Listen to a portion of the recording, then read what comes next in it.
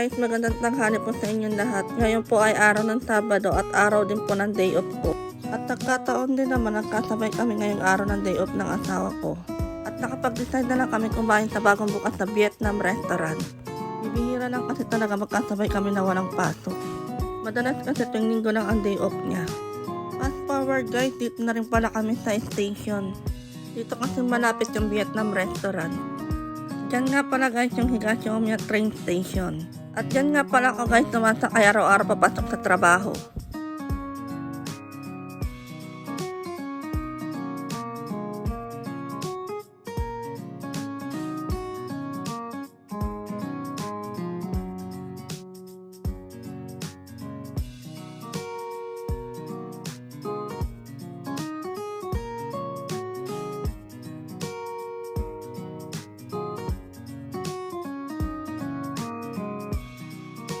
Fast forward nga ulit guys, nakapasok na rin po kami sa restaurant.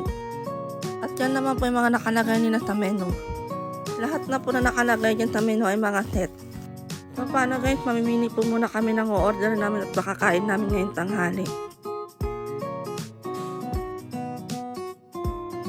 Ito pala guys yung napili kong orderin, parang lechon manok sa atin. Yung sa asawa ko naman guys, pasensya na hindi ko naalala kung ano nga po pala yung order niya. Ang sarap ng mga na-order namin guys, for sure babalik pa kami dito ulit. Yung na-order ko rin guys, kahit wala ka nang ihalong sa kanya na pampalasa, ang sarap niya at napakalutong.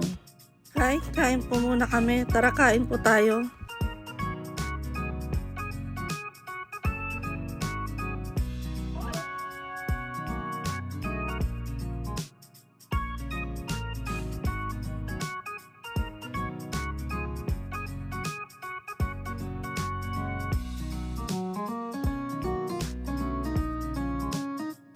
Fast forward nga ulit guys, nakalabas na nga pala kami dyan.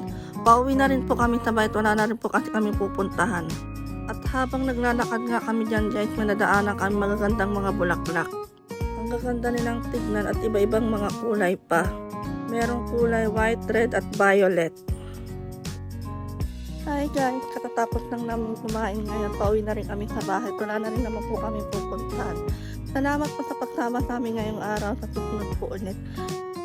Bye!